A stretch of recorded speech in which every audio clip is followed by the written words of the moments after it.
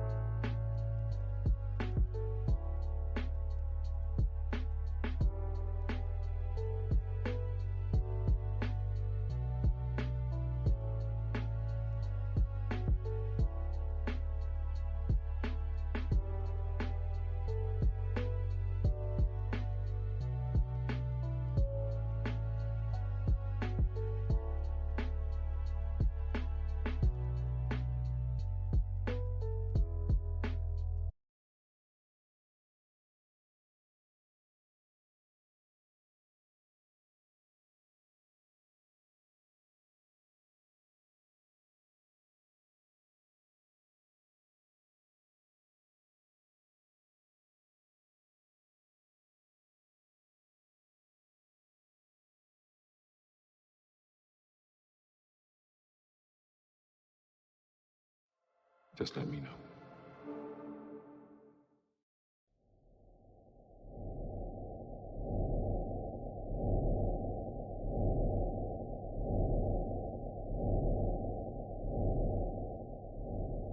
In 1967, a postgraduate student at Cambridge University by the name of Jocelyn Burnell was surveying the sky with a newly constructed radio telescope. After a few weeks, she discovered something odd. The telescope had picked up a radio signal that seemed to be pulsating. The pulses had an interval of exactly 1.33 seconds and were initially thought to be nothing more than man-made interference. However, it soon became clear the signal did in fact emanate from deep space, and the unwavering precision of the pulses was unlike anything seen before. As such, many questioned whether it was a naturally occurring phenomenon or a transmission from another civilization. The radio source was even named LGM-1, an acronym for Little Green Men, and Burnell herself could not help but wonder if she'd actually discovered the first sign of life beyond the Earth.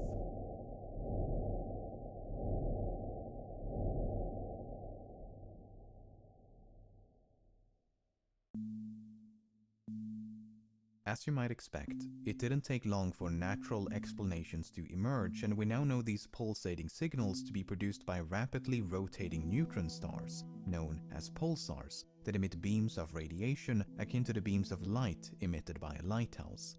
If nothing else, it made for a neat album cover. Ever since, an international effort known as the Search for Extraterrestrial Intelligence has actively been listening for artificial transmissions, but so far we appear to be the only ones broadcasting into the void.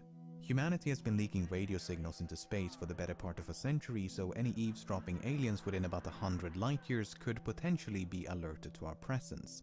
Beyond this invisible radio bubble enveloping some 15,000 stars, the Earth is just another silent speck. Not only that, but as technology improves, this radio leakage is dramatically reduced. Before long, Earth may return to a state of radio silence. If most civilizations improve and eventually outgrow radio technology at a similar pace, the radio signature of any one civilization may only be detectable for a very brief period of time. Furthermore, this radio leakage is extremely faint and only grows more and more diffused as it expands into the galaxy. Some of the most powerful signals to leak into space are military radar emissions and stand a much better chance of detection across interstellar distances than the average television broadcast. The Square Kilometre Array, a vast interferometer to be constructed in South Africa and Australia, could be sensitive enough to detect the faint radio signature of an Earth-like civilization out to a distance of several hundred light-years. To detect more distant signals would require more deliberate attempts at communication. For instance, an advanced civilization may construct powerful beacons specifically to increase their radio luminosity. These beacons would be rather expensive to maintain as they would consume vast amounts of energy for extended periods of time. A less expensive alternative would be a focused beam of radiation as opposed to an omnidirectional broadcast. In 1974, the Arecibo Observatory in Puerto Rico famously beamed an interstellar message towards a globular cluster some 25,000 light-years distant. The message took less than 3 minutes to transmit, so any prospecting aliens in the path of that signal would have less than 3 minutes to detect it, and they will never get a second chance. We may have been on the receiving end of such an interstellar message when in 1977, a momentary burst of energy swept across the planet. Repeated attempts at redetection notwithstanding, the famous WOW signal was never detected again, and its origin has never been conclusively ascertained. On the slim chance that it was of artificial origin, a reply was beamed in a general direction whence it came in 2012.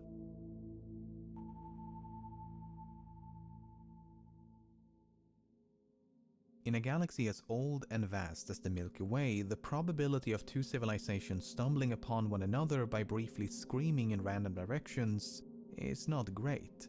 To increase our chances, we need to limit our selection of targets by searching for other technological and biological signatures. In 1995, the first extrasolar planet orbiting a sun-like star was discovered. We now know that the vast majority of the hundreds of billions of stars in the Milky Way galaxy are home to at least one planet. We also know that billions of those planets are of similar size to the Earth and orbit within the habitable zone of a star similar to the Sun. This means that liquid water could exist on the surface, which is an essential ingredient for life as we know it. Furthermore, billions of extrasolar moons may also be capable of supporting life. With this knowledge in mind, in 2017 a message was beamed towards one of the least distant and most Earth-like exoplanets discovered to date. The message comprised a number of musical compositions and basic information about humankind, and should the planet be inhabited, we could expect a reply as early as 2044. Here's a quick preview of that future. However, habitability is no guarantee of habitation. To determine whether a potentially life-supporting planet is currently supporting life would require a more careful examination.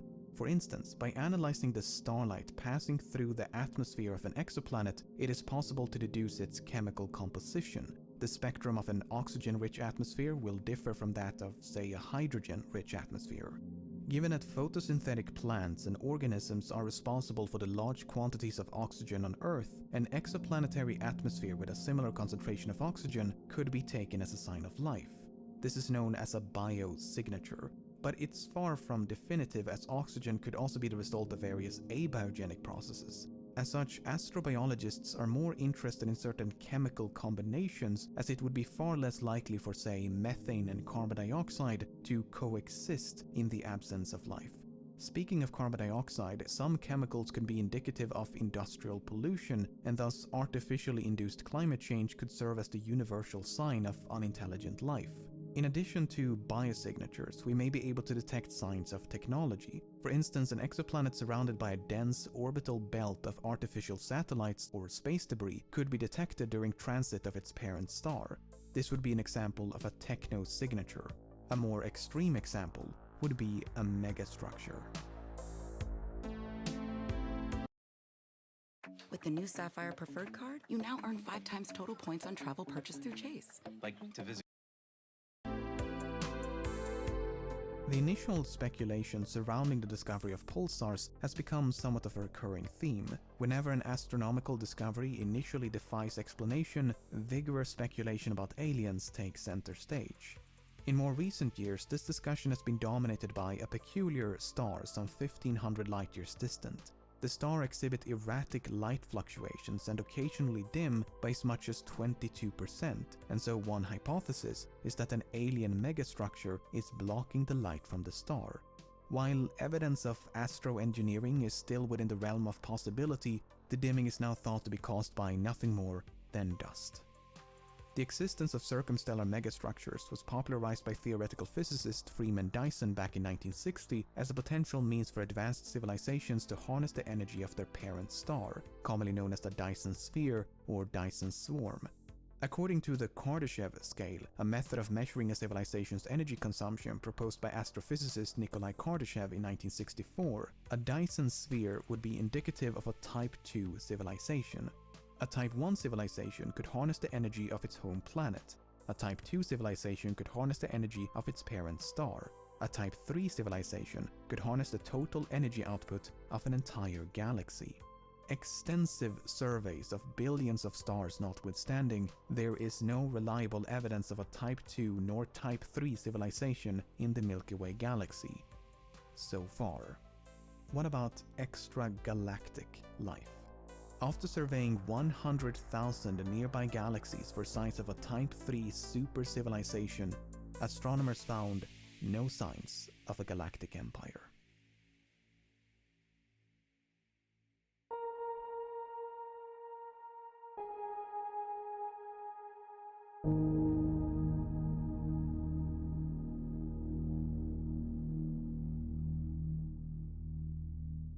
The great silence of the universe can be a bit unnerving.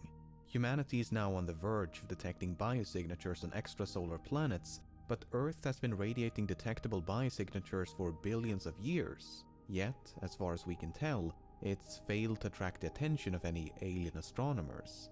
The apparent contradiction between the expectation and lack of evidence for extraterrestrial life is known as the Fermi paradox. Given the sheer size and age of the universe, why does it appear to be so lifeless? It is possible to concoct a myriad of hypothetical solutions. Perhaps life is common while intelligent life is exceedingly rare. After all, it took some 4 billion years of evolution and a number of mass extinctions before humans emerged on Earth.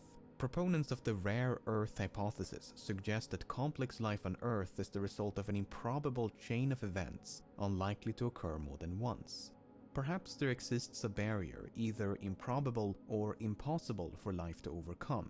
If the barrier is behind us, we may be among the fortunate few to have crossed it. Potential candidates include the emergence of multicellular organisms and the invention of nuclear weapons. If the barrier is still to come, we may soon join the cosmological graveyard of fallen civilizations. Potential candidates include unsustainable climate change and the invention of nuclear weapons. Perhaps we severely underestimate how truly alien aliens can be. All life on Earth is carbon-based and rely on water, but life could hypothetically be silicon-based and thrive in oceans of liquid ammonia. Just as we search for life as we know it, aliens may be doing the same. Perhaps an advanced civilization did in fact pay us a visit in the distant past. Unless some sort of evidence of that visitation survived for millions or billions of years, we'd never know. Even a visitation in the recent past could have been misconstrued as gods descending from the heavens.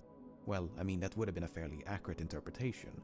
Perhaps all civilizations inevitably develop technology that transcend physical reality. For instance, reality could be rendered obsolete by hyper-realistic simulations. By transferring one's consciousness into these virtual wonderlands, one could achieve digital immortality. The happenstance offerings of nature would struggle to compete with the promise of utopia. Throughout the galaxy, pockets of advanced civilizations may occupy no more than a few star systems as they explore inner space in place of outer space. In his transcension hypothesis, futurist John Smart takes it a step further and supposes this introverted evolution will progressively miniaturize computers until they are so intensely compressed that they generate an environment analogous to black holes. These post-biological civilizations would thus transcend the space-time continuum and vanish from the visible universe. Hypothetically speaking. Apart from artificial transmissions and distant signs of astroengineering, there's also a far less remote form of technosignature. The Voyager spacecraft was launched in 1977, and as of the making of this video, it is the only probe to have reached interstellar space. It famously carries a golden record with information about mankind, but it will take another 40,000 years before the probe encounters another star. In an effort to more expeditiously explore the galaxy, an advanced civilization may launch sophisticated interstellar probes capable of self-replication. These probes would be intelligent enough to mine the available resources in any given planetary system to create copies of themselves. These copies would then travel to neighboring systems and create additional copies. If these probes could travel at just 10% the speed of light, a speed attainable by modern methods of propulsion, every corner of the galaxy could be exhaustively explored in just a few million years, a relatively short amount of time on cosmological timescales. Mankind is now fast approaching the technological sophistication to launch such a probe. This begs the question, why is the solar system so probeless? If human progress is any indication, the galaxy should be completely overrun by self-replicating automata, yet we see no evidence of that. An ongoing hunt for alien artifacts has yet to locate any covert probes lurking in the solar system, but space is vast. An object of extrasolar origin could easily be zipping around our cosmic backyard without our knowledge. In fact, that is exactly what happened in 2017. An extrasolar object named Oumuamua passed through the inner solar system and went completely unnoticed until it was moving away from the sun. Even then, its discovery was pure luck, and thousands of extrasolar visitors could go undetected each year. The size and shape of Oumuamua can only be inferred by the amount of light it reflects, but it appears to be highly elongated or extremely flat. Initially, it was thought to be a comet, but the absence of a cometary coma, a trailing cloud of dust and gas typically formed when comets approached the sun, lent credence to it being an asteroid. But then the object began to accelerate. This acceleration would be consistent with the outgassing of a comet, but as mentioned, Oumuamua does not display the expected characteristics of a comet. One possibility is that this outgassing is simply too faint for us to detect, but there is that remote possibility of it being an interstellar probe. More specifically, a probe using a light sail as a means of propulsion. On the other hand, Oumuamua is perfectly radio silent. Perhaps it's a defunct probe destined to aimlessly roam the galaxy, much like Voyager.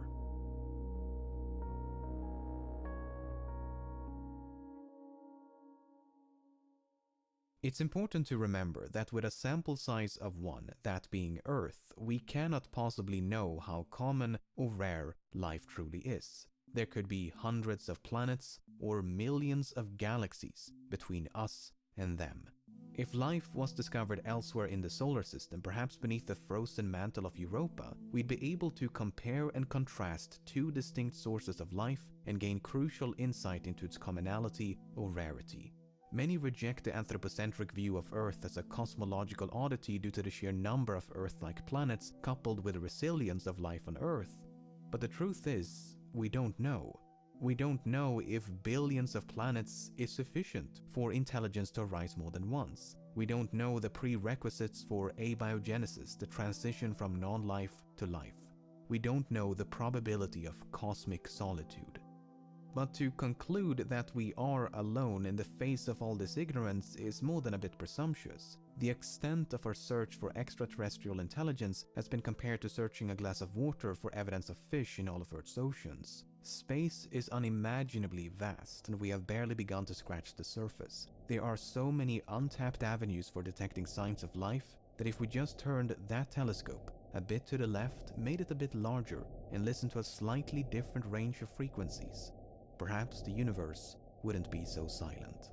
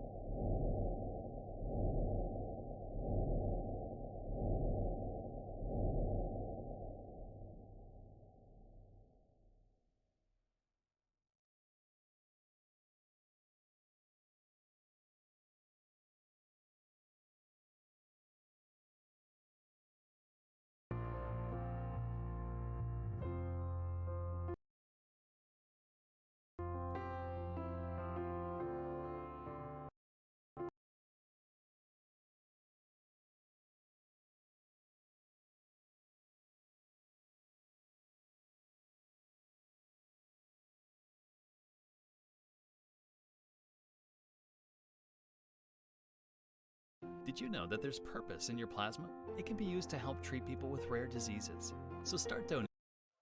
Just let me know.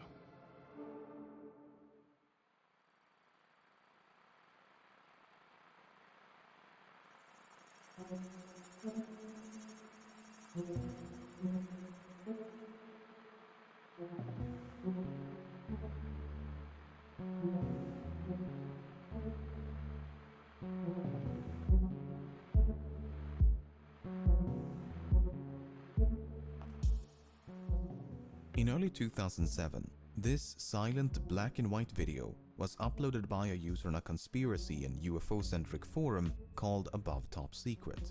The user claimed the video depicted a disc-shaped UFO outmaneuvering a fighter jet somewhere off the coast of Mexico in the mid-2000s. They had supposedly gained access to the video while serving on board a US aircraft carrier and claimed to have smuggled the potentially classified material off the ship. While some members of the forum chose to believe their story, others were not so easily convinced. For instance, the video was hosted on a website belonging to a group of German film students, which led some to denounce the clip as an attempted hoax. Even those who believed it could be genuine still complained that it was a totally uninspiring video of a fuzzy dot.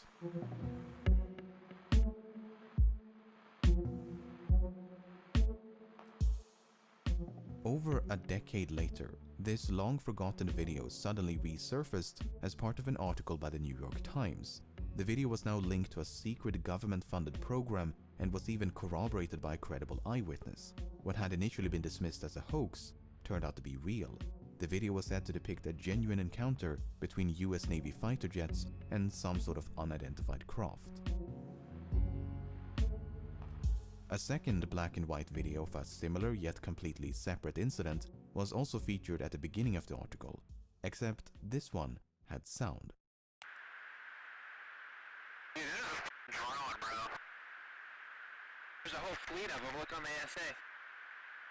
My gosh. They're all going against the wind. The wind's 120 knots from the west. Look at that thing, dude. These two videos, along with a third released a few months later, spread across the internet like wildfire. Comment sections and discussion threads were dominated by unrestrained speculation about aliens and paranormal phenomena. Skeptics meanwhile took it upon themselves to analyze every pixel in every frame in the hopes of uncovering some neglected clue that could identify these fuzzy blobs. Any lingering doubts about the video's authenticity vanished with the release of an official statement by the Department of Defense confirming that the videos depicted real events involving unidentified aerial phenomena. So, what exactly are we looking at?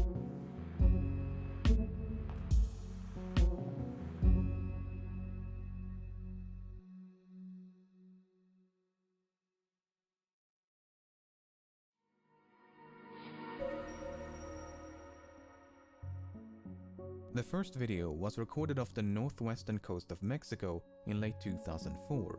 The story behind it has been recounted by more than a dozen naval officers, and it goes like this. In early November of 2004, a naval strike group led by the aircraft carrier the USS Nimitz was conducting pre-deployment exercises about 100 kilometers southwest of San Diego. Starting around the 10th of November, radar technicians aboard a guided missile cruiser, the USS Princeton, were puzzled by a series of unidentified radar tracks near San Clemente Island.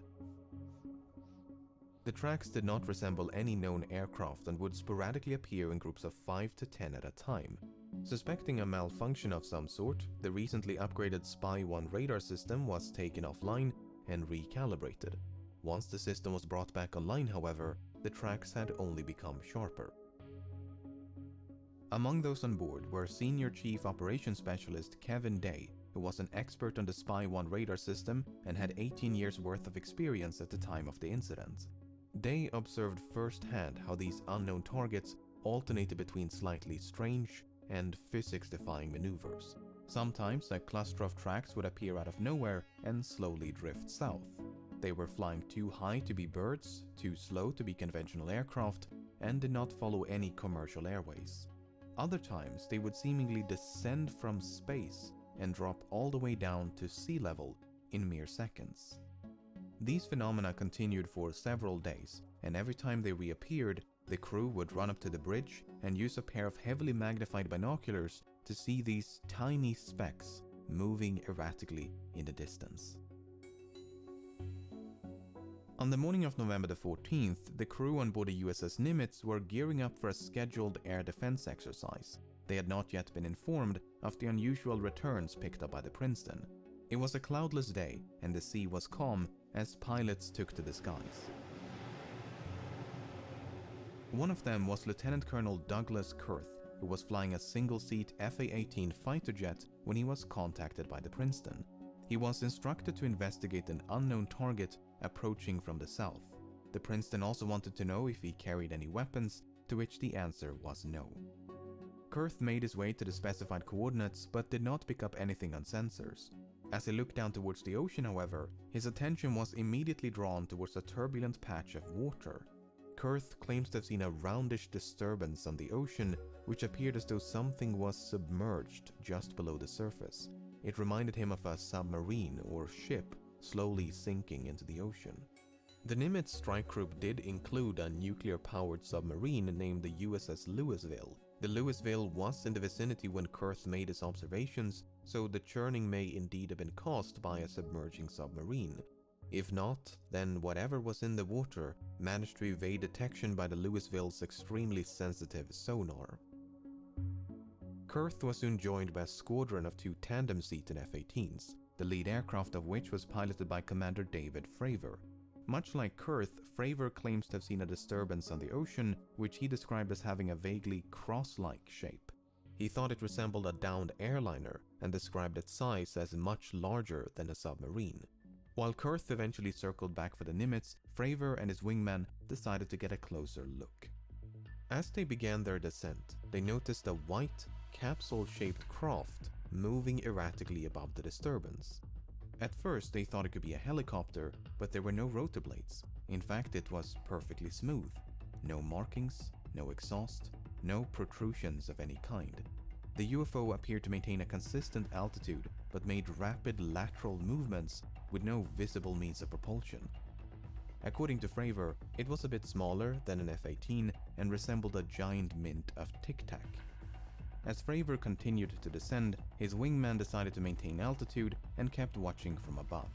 Flying in a spiraling downward motion, Fravor was getting closer and closer until suddenly the UFO realigned its axis and began to climb at an incredible rate of speed.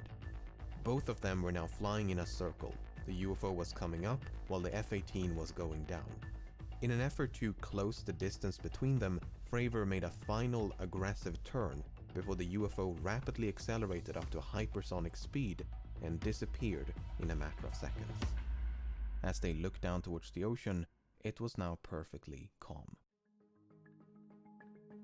Okay, but what about the video? Well, so Fravor and his wingman made it back to the Nimitz. They landed and ran into a different flight crew preparing to head back out. They told them what they had seen and to be on the lookout for anything out of the ordinary. Soon thereafter, another tandem-seated F-18 took to the skies. This time, it was outfitted with an advanced targeting forward-looking infrared camera system. This ATFLIR pod is controlled by the weapons systems operator seated behind. Students with ADHD save 10 hours studying with this Chrome extension. But no. Just let me know.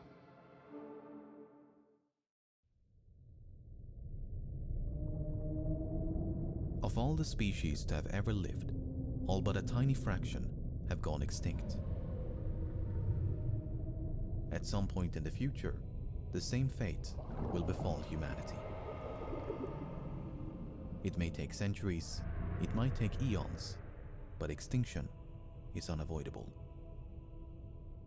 The future is fraught with uncertainty, and the apocalypse never seems too far away.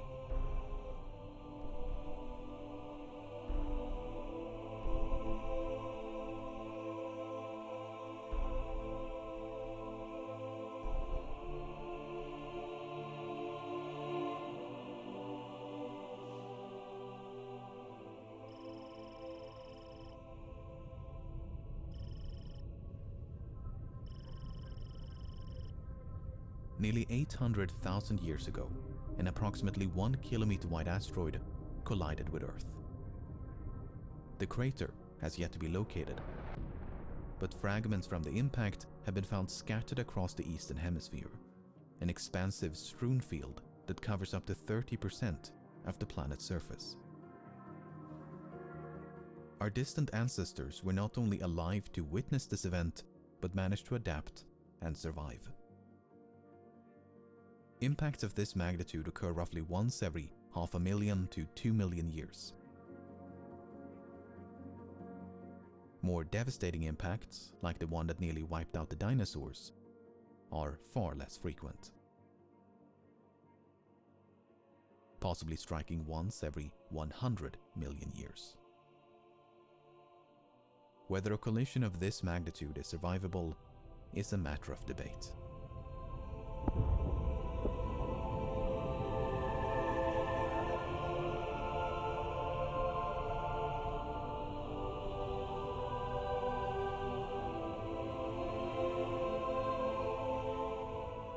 The kinetic energy released upon impact would be equivalent to the simultaneous detonation of billions of atomic bombs. Those who survived the initial blast would be subjected to unrelenting earthquakes, firestorms, and tsunamis. A thick layer of smoke and dust would quickly envelop the globe and blot out the sun. An impact winter that could last for months or even years. Darkness, freezing cold, and global famine would throw the world into chaos.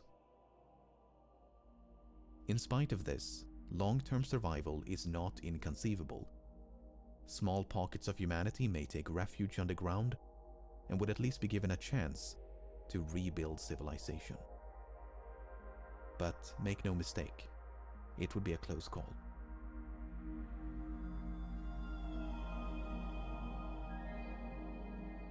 The survivability of an impact also depends on how much time we have to prepare.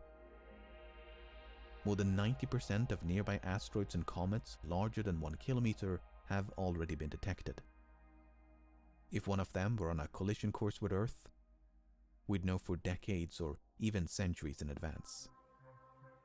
But this was not always the case. In 1983, a 9-kilometer wide comet was only spotted 2 weeks prior to its closest approach. That's 2 weeks of preparation had it been aiming for Earth. While things have significantly improved since 1983, space is impossibly vast. In 2019, an asteroid capable of leveling a city was detected a day before it flew 5 times closer to the Earth than the Moon. While the odds of an extinction-level collision are remote, it's not impossible. There is a class of objects known as Damocloids. Damocloids are typified by their highly eccentric orbits and low reflectivity, meaning they periodically pay us a visit and are extremely difficult to detect. We're currently tracking about 200, but there could be hundreds more tumbling through the solar system. Damocloids are, on average, 16 kilometers wide. If one of them were on a collision course with Earth, there might not be any warning.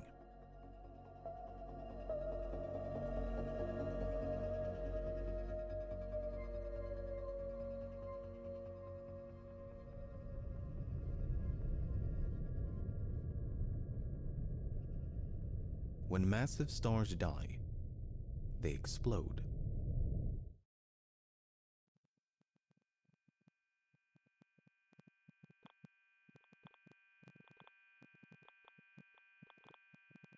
If a star went supernova within 30 light-years of Earth, it would be cause for concern.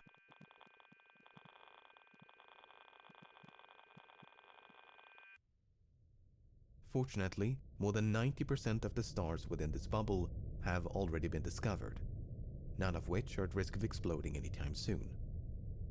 But some supernovae can still pose a threat from thousands of light-years away.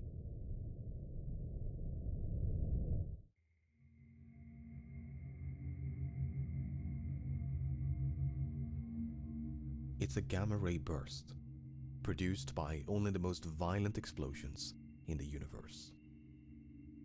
Instead of a spherical blast, a gamma-ray burst will channel the explosion into 2 highly concentrated beams. More energy is released in a few seconds than the sun will radiate in its entire lifetime.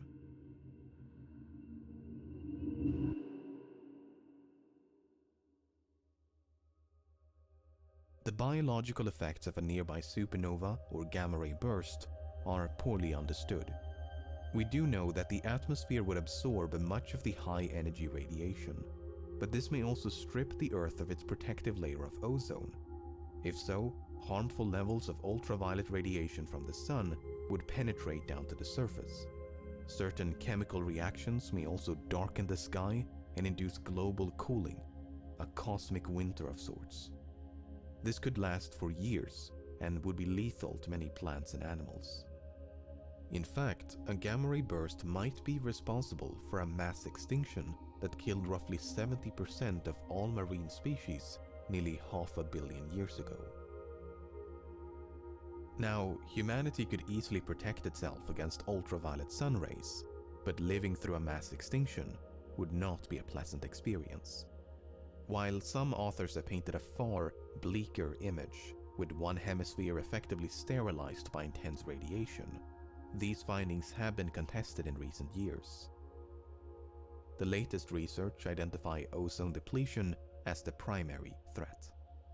Nevertheless, a gamma-ray burst sniping the Earth from across the galaxy is extremely improbable, all of them have so far been extragalactic in origin, much too distant to pose a threat. While there are a few potential candidates within the Milky Way,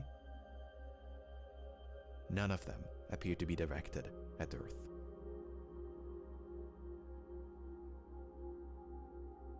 Apart from impact events and stellar explosions, the foreseeable future is free of cosmic threats. Other eventualities are either too improbable or won't happen for millions of years. Ample time for us to prepare, other calamities permitting.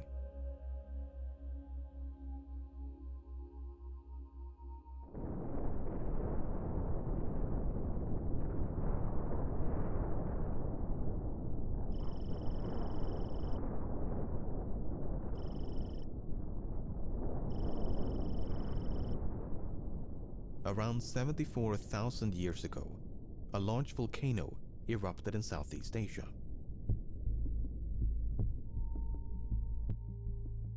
It is the most powerful volcanic eruption in human history.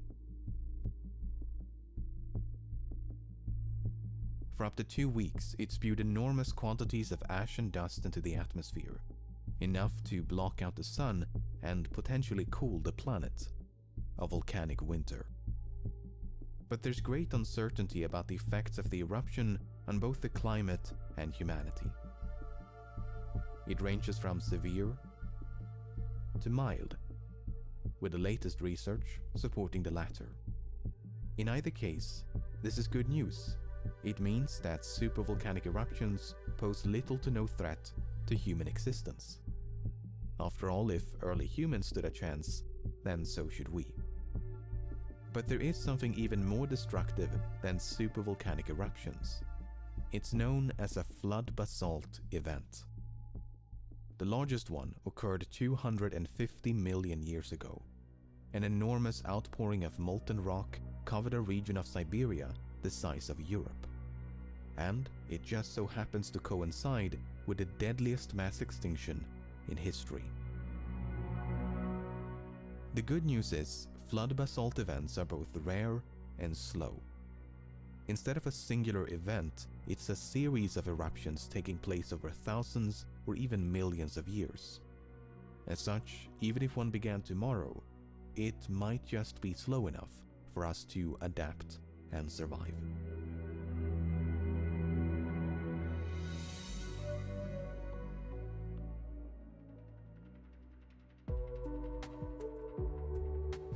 Throughout the centuries, pandemics have exacted a heavy toll on humankind. Among the worst was the Black Death. In less than a decade, it killed between 25 and 60% of the European population. The total death count is unknown, at least tens of millions. The Colombian exchange of diseases and the Spanish flu claimed the lives of many millions more. The tragedy of these pandemics and epidemics notwithstanding, they never came close to extinction. None of them killed more than a few percent of the global population. For instance, the Spanish flu infected nearly 1/3 of humanity, yet the vast majority of cases did not result in death. A pathogen that not only infects but also kills every single member of a species is difficult to imagine. In fact, there are very few examples of infectious disease driving a species to extinction. With that being said, it's not inconceivable. For instance, pathogens that can pass between multiple species can be far deadlier than those limited to just one. The H5N1 avian influenza, also known as the bird flu, is one such virus. So far, it's transmissible between humans and birds, but it can't sustainably spread among humans. However, laboratory experiments have shown that it may eventually acquire this ability through natural mutations. If so, it could easily become the worst pandemic in human history. But even this horrifying proposition does not come close to extinction. In a worst-case scenario, most of humanity would still survive.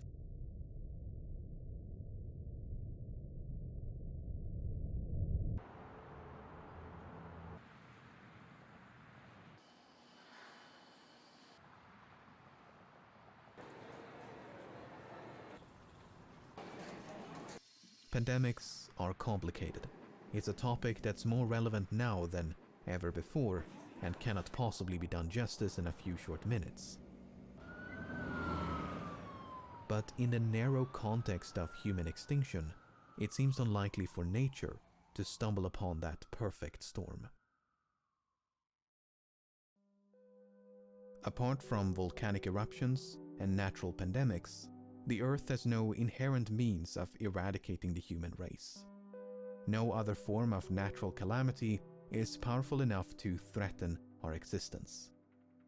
As such, the most immediate threat to humanity has for a long time been, and continues to be, humanity. The way we work has changed. Our teams are now, well, everywhere. We have new opportunities to access and retain top talent in different cities, states, or across the globe. The challenge today is knowing how to engage distributed talent both quickly and compliantly.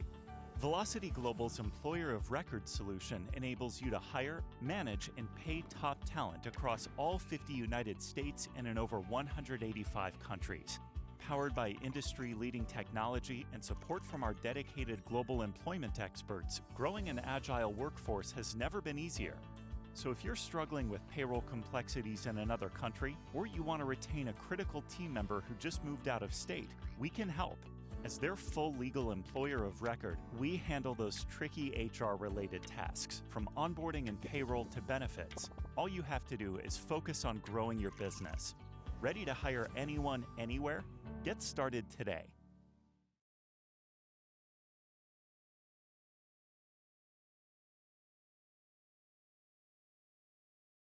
This is the story of Threat and the one wallet that started it all. It's a story of love and adventure and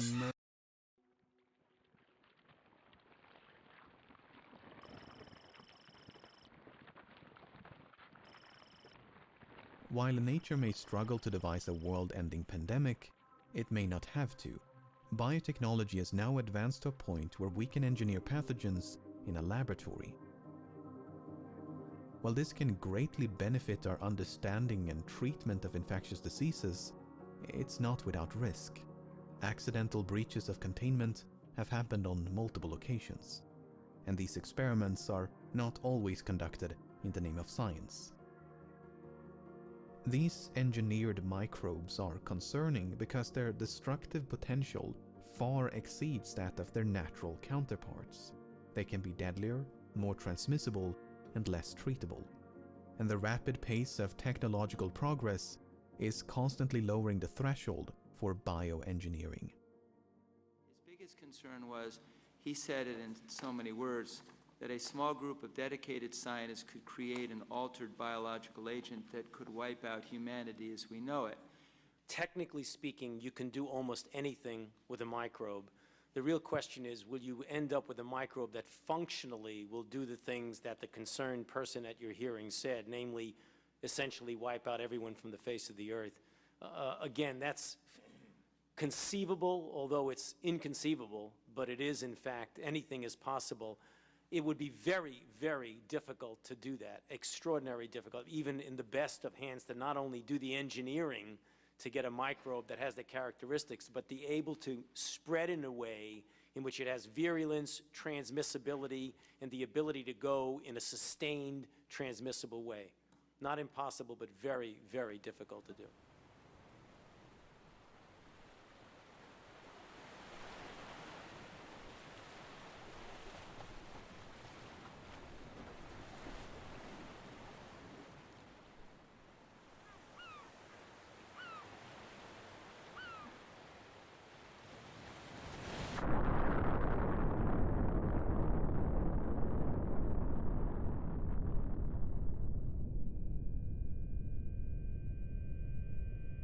A nuclear holocaust is among the most infamous doomsday scenarios.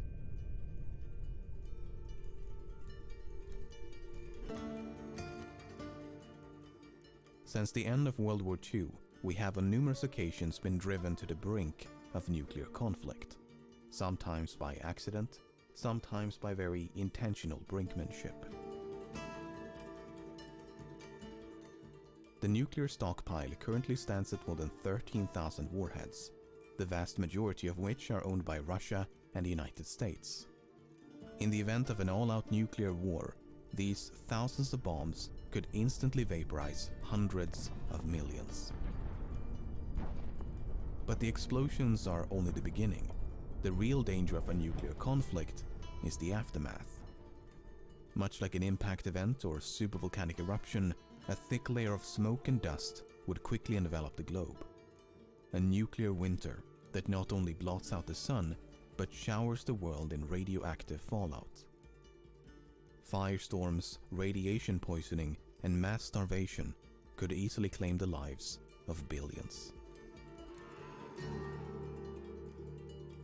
However, because humanity is not evenly distributed across the planet, some regions would be less affected than others.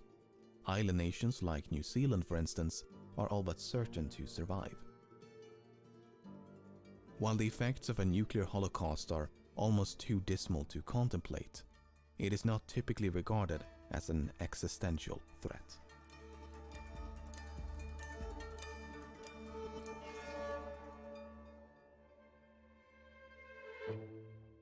Artificial intelligence has had a profound impact on modern society, from self-driving cars and virtual assistants to social media algorithms and facial recognition.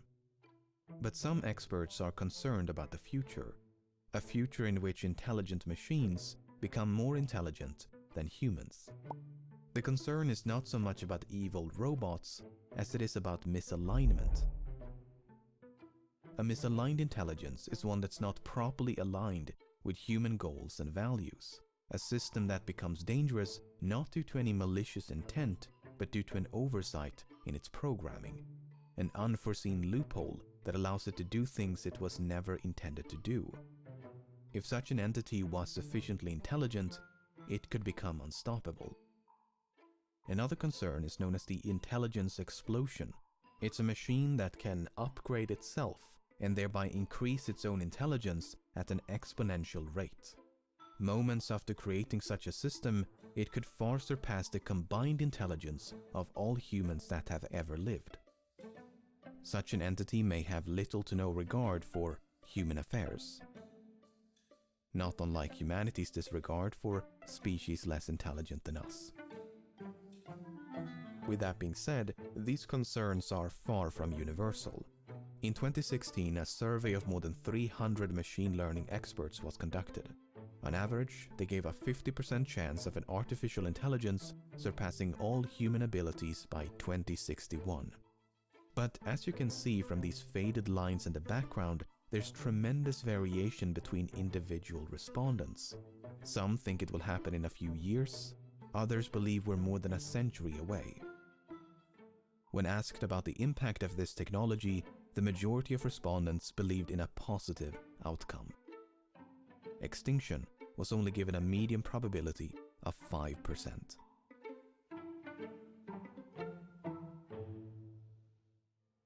Artificial intelligence is not the only emerging technology with the potential for human extinction.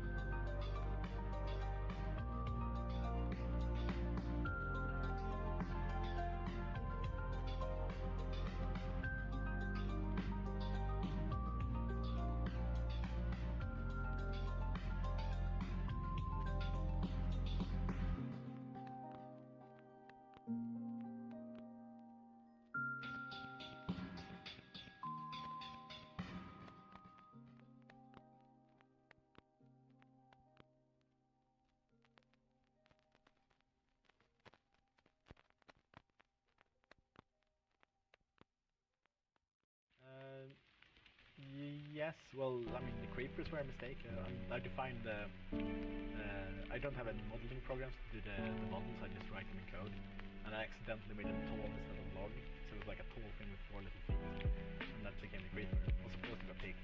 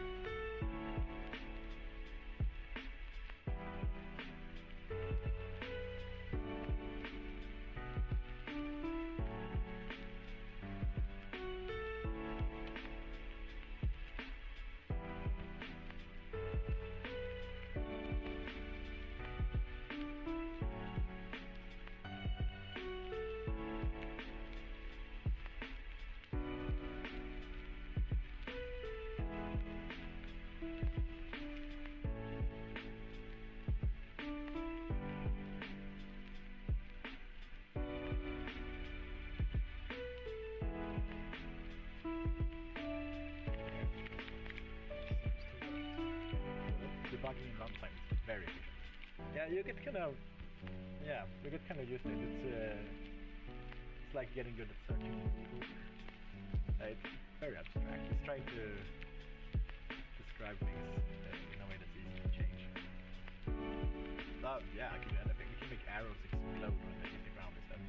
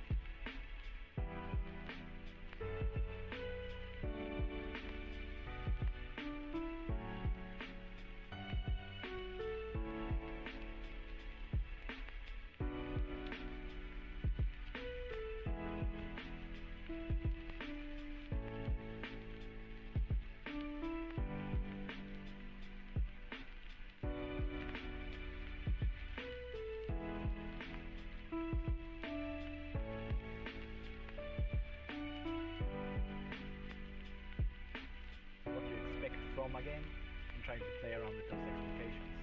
It's kind of the most fun part. You need to have exploding arrows. They're actually kind of fun.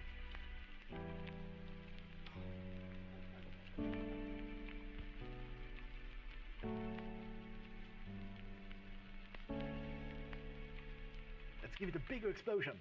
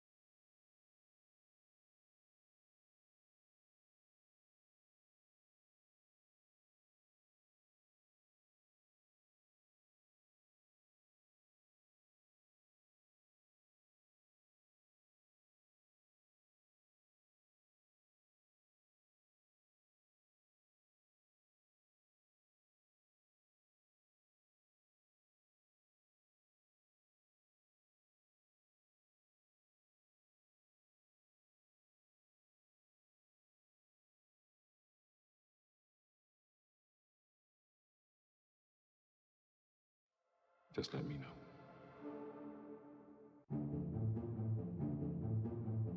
In 1950, an article was published in multiple American newspapers highlighting numerous unexplained disappearances between the coast of Florida and the island of Bermuda.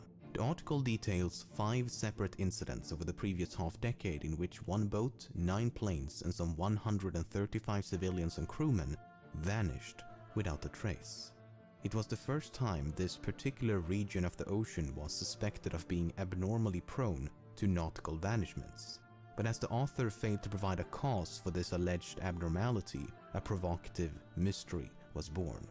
In 1952, a magazine specializing in the paranormal outlined the region of interest as a triangle between the US state of Florida as well as the 2 islands of Puerto Rico and Bermuda.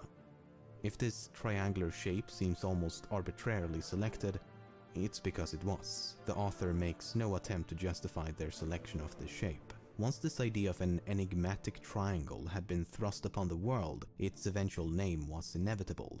A 1964 issue of the American pulp fiction magazine Argosy featured a cover with the caption, "Lost in the Bermuda Triangle." The article inside covers many of the same vanishments as the previous 2, but with a severely embellished narrative, complete with fictitious quotes and alarming suppositions.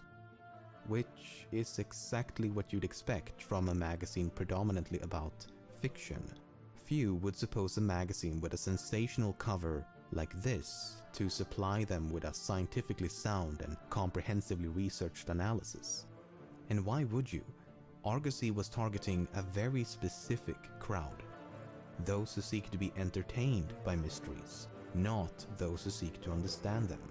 The Bermuda Triangle is, and has always been, a mystery for mystery's sake.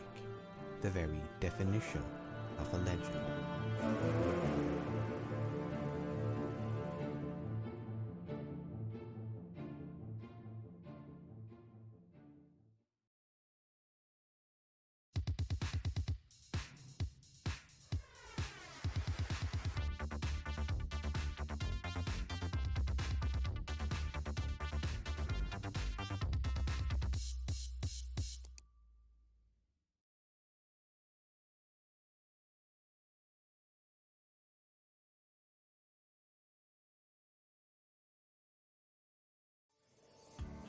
The way we work has changed. Our teams are now, well, everywhere.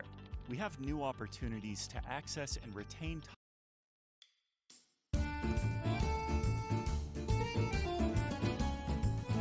One of the oldest stories said to exemplify the mysterious qualities of the Bermuda Triangle is that of the first transatlantic voyage by Christopher Columbus in 1492. 3 events are said to be of note. The crew observed a fireball of some kind, their compasses inexplicably malfunctioned, and a strange light seemed to be suspended above the ocean surface. The fireball was more precisely described as a marvelous branch of fire that fell from the sky into the sea. While invoking aliens and UFOs would certainly be more exciting, there's really no need, as a meteor would be more than qualified to account for that description. In fact, shooting stars are the most common in September due to the orbit and tilt of the Earth, and this sighting occurred on September the 15th. On September the 17th, the crew noticed their compasses misaligned with the North Star. This was certainly alarming at the time, but we've since learned that this is due to an effect known as magnetic declination. In short, the needle in a compass aligns with magnetic north, while the North Star aligns with true north. More importantly, however, neither of these 2 events occurred anywhere near the Bermuda Triangle, but in the middle of the North Atlantic, a fact that many seem to conveniently disregard. However, the strange light was indeed sighted within the confines of the triangle. Columbus described the light as a small wax candle that rose and lifted up, but he also believed it to be an indication of land and never described it as inexplicable. In fact, mere hours after observing the light, a crewman first caught sight of the American continent, supporting Columbus's suspicion that the light emanated from a nearby landmass, perhaps a torch or bonfire by the indigenous population.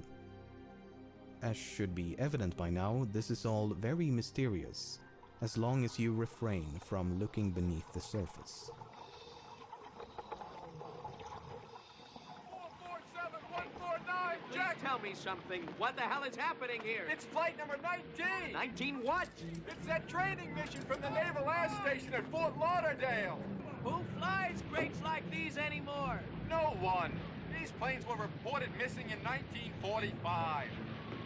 Flight 19, featured here in Close Encounters of the Third Kind, is possibly the most famous disappearance connected to the Bermuda Triangle. Some would argue it is the catalyst for the entire phenomenon. The story goes like this. On the 5th of December 1945, a squadron of 5 planes departed a naval air station in Fort Lauderdale, Florida. It was a routine navigation exercise that should not have posed a problem for these 14 experienced pilots and crewmen. Some 2 hours into the exercise, the squadron was supposed to be heading back when the pilot of the leading plane reported that he'd become disoriented as both his compasses were malfunctioning. Multiple stations maintained sporadic contact with Flight 19, attempting to determine their current location with little to no success. Communications between the 5 planes were also intercepted, and they could be heard arguing over directions and bearings. As the minutes passed, the signal between the towers and Flight 19 gradually weakened, and it became increasingly difficult to maintain a stable line of communication. Roughly 4 hours after takeoff, Navy personnel was able to approximate the flight's current location at some 200 kilometers north of their intended flight path. A flying boat with designation ST-49 was consequently dispatched to this location, but after a routine transmission, it inexplicably disappeared. 5 hours after takeoff, a final transmission was intercepted. It was simply a failed attempt by one plane to contact another, and Flight 19 was never seen or heard from again. It sure sounds mysterious, but I suspect the devil is not in the ocean, but in the details. The 5 planes were piloted by 4 students and 1 flight instructor named Charles Taylor. Upon departure, one of the students assumed the role of flight leader while Taylor merely acted as a supervisor. After turning north towards the island of Grand Bahama, Taylor believed the student to be guiding them in the wrong direction, so he assumed command of the flight. As you read the radio logs and testimonies by Navy personnel, it becomes evident that Taylor confused the islands in the Bahamas for the islands in the Florida Keys. He was heard saying, "Both my compasses are out and I am trying to find Fort Lauderdale, Florida. I am over land but it's broken. I'm sure I'm in the Keys, but I don't know how far down and I don't know how to get to Fort Lauderdale." In other words, he confused his actual position for this position. This may be hard to accept as Taylor was an experienced pilot, but then consider this. Taylor had previously been stationed as a flight instructor at the Naval Air Station in Miami, and training exercises launched from Miami took place over the Florida Keys. Prior to that, he'd been stationed at Key West in the Florida Keys. So it's entirely possible that Flight 19 was Taylor's first time flying this route over the Bahamas. Something that further supports this theory is that Taylor initially identified himself as MT-28, standing for Miami Torpedo Bomber 28. His correct ID was FT-28 for Fort Lauderdale. This growing confusion of what he knew from experience and what he saw outside his windows is likely why he came to distrust his instruments, as it's highly unlikely that both his compasses malfunctioned simultaneously. As Taylor thought he was in the Keys, he continued flying north in an attempt to reach land, but this had the opposite effect of taking them further out to sea. He was also disincentivized from turning west, as from Taylor's perspective, that would have taken them into the Gulf of Mexico. In reality, turning west would have saved their lives. Meanwhile, the weather was getting worse, the sun was setting, visibility was poor, and the sea grew increasingly violent. The logs reveal how truly desperate the situation became. At one point, Taylor informed his students, "Fly in close formation, and when one plane drops to 10 gallons of gas, all planes will land together," suggesting that even in the event of a crash, they would remain as a group. He later continued, "I suggest we fly due east until we run out of gas. We have a better chance of being picked up close to shore." At this point, they're flying away from the coast, out towards the open ocean. Some of the last discernible messages reads, "Have to land on water unless landfall. We may have to ditch any minute." Then there's the flying boat ST-49. ST-49 was initially scheduled for a night navigation exercise when, upon getting a fix on the location of Flight 19, it was diverted into a search and rescue mission. After a routine departure transmission, it was never heard from again. But it was likely seen again. 23 minutes after ST-49 took off, a ship reported seeing a plane catch fire and explode upon impact with the ocean. The resulting inferno continued for several minutes, with flames rising some 30 meters above the ocean surface. Once the ship reached the location of the explosion, it found debris and a pool of oil, but no survivors. Yet another ship equipped with radar observed as a plane vanished from the screen at the exact same time the explosion was sighted. While an explosion is certainly surprising given that pre-flight checks revealed nothing of note, the plane had went aground due to a malfunctioning engine the day before. What exactly went aground entails is not elaborated upon, but it did warrant inspection of the plane's hull. Some Navy personnel immediately presumed the reported explosion was linked to the missing ST-49. Despite a systematic and week-long search involving tens of ships and hundreds of planes, nothing and no one was ever found. Though multiple planes and ships did report sightings of flares and various debris. All available evidence suggests that Flight 19 crashed into the ocean once they ran out of fuel, while ST-49 combusted and exploded, possibly due to a malfunctioning engine. The 6 planes and all 27 airmen aboard sank into the ocean, leaving no trace behind.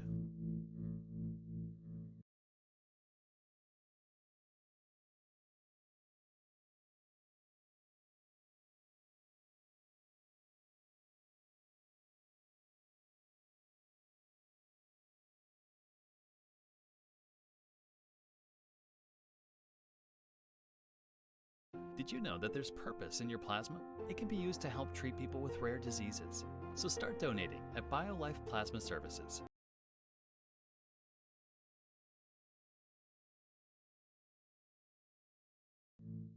But not every incident can be so thoroughly explained.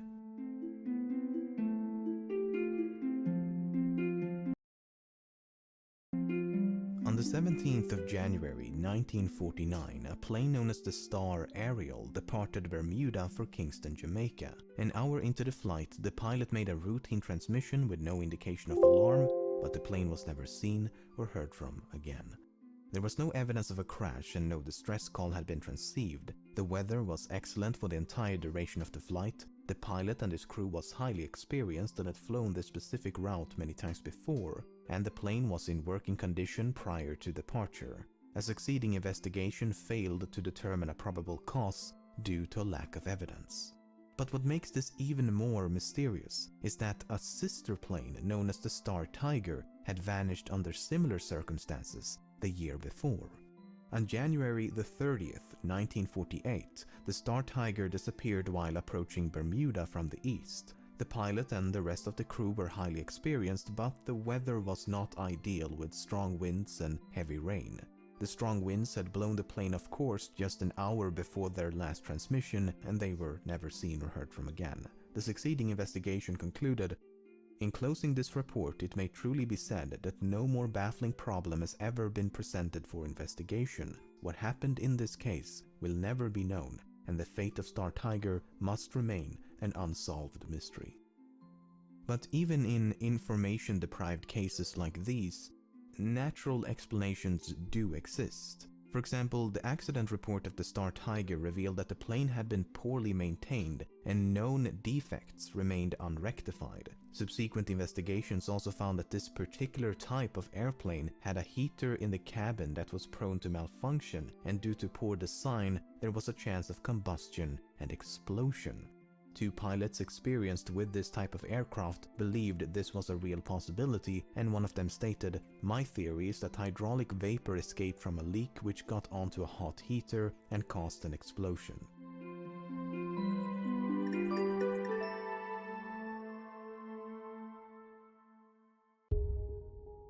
Perhaps one of the most mysterious incidents is that of the 5-masted sailing vessel Carol A. Deering. On January the 9th, 1921, the Deering departed the island of Barbados and set sail for Norfolk, Virginia. Less than 3 weeks later, the ship was sighted by a lightship near the coast of North Carolina, and the lightship's engineer took this photograph as she passed by. The person at the helm of the Deering hailed the lightship and used a megaphone to inform them that they had lost both their anchors. The ship then progressed up the coast towards Norfolk, but she never arrived. 2 days after the sighting by the lightship keepers, the Deering was located by the Coast Guard. The ship had run aground in an area known as the Diamond Shoals and appeared to have been abandoned. This was confirmed once the ship was boarded a few days later, and the ship's log, the crew's personal belongings, key navigational equipment, various documents, 2 lifeboats, as well as the ship's 2 anchors were found to be missing. Furthermore, the steering wheel and other equipment also appeared to have been intentionally destroyed with a sledgehammer. There was no sign of the 11 crewmen, and they have never been seen or heard from since. A few months later, a man named Christopher Columbus Gray discovered a message in a bottle not far from the wreckage, and it reads as follows: "Deering captured by oil-burning ship, something like a chaser. Taking off everything, handcuffing crew. Crew hiding all over ship, no chance of escape. Finder, please notify headquarters of Deering." The message was perceived to be genuine, and thus it was presumed that the crew of the Carol A. Deering had fallen victim to piracy. But then, a few months after that, handwriting experts proved that Gray himself had written the message and that the entire thing was a hoax. But Gray may not have been too far off, as there is evidence to suggest that a mutiny took place. The US State Department issued a statement at the time in which they wrote, "There is every suspicion of foul play." First of all, the person who hailed the lightship was not the captain. He was described by the lightship keeper as a red-headed man with a Scandinavian accent. So, me without a soul. While this description could not have been that of the captain, it was descriptive of the other crewmen, most of which were Danes, which of course only strengthens the possibility of mutiny. Secondly, later investigations found that the relationship between the captain and the crew was strenuous at best. Prior to departing Barbados, both the captain and the first mate spoke ill of each other, and the captain was concerned that the crew might turn on him. The first mate had also requested a ship of his own, and when this request was denied, he boasted that he would get the captain before they reached their destination. The first mate was subsequently arrested because of this, but was later bailed out by the captain himself, who forgave him for what he'd said. So there's plenty of evidence to suspect a mutiny. Nevertheless, this cannot fully explain why the ship was subsequently abandoned or why the crew disappeared so completely. But it gets even stranger. Soon after the Deering had passed the lightship, yet another vessel appeared. It was a large steamship painted black, roughly sailing in the wake of the Deering. When the lightship hailed the vessel, not only was the hail ignored, but the crewmen unfurled a canvas to cover the ship's nameplate before speeding away. Some have speculated that this could have been the American steamship SS Hewitt that vanished around the same time, but unless further evidence can be unraveled, there is no way to know. So perhaps Gray was unintentionally correct. Perhaps the mysterious vessel was indeed a pirate ship chasing down the Deering. Or perhaps the crew conspired to commit mutiny. In either case, numerous elements are at best difficult to explain.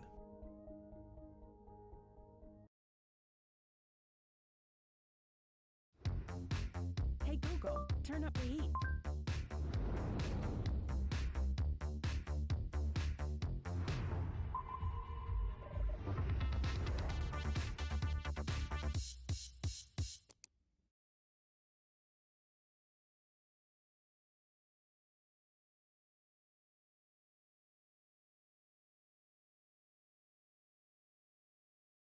Yeah, I'm gonna call it right now. I think I found the single biggest productivity hack of 2021.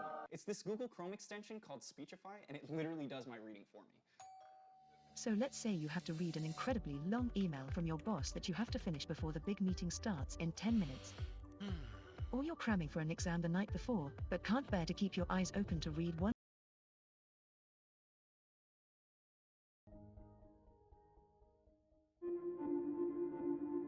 To conclude this video, I'd like to talk about the triangle itself.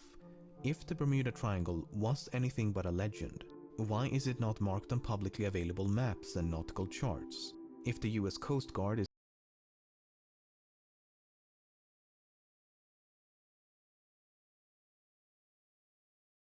so concerned with the safety of others, don't you think they have a responsibility to warn the populace about this abnormally dangerous region of the ocean? Yet they and every other relevant authority willfully allow hundreds of ships and planes to sail and fly through the region every single day without as much as a warning.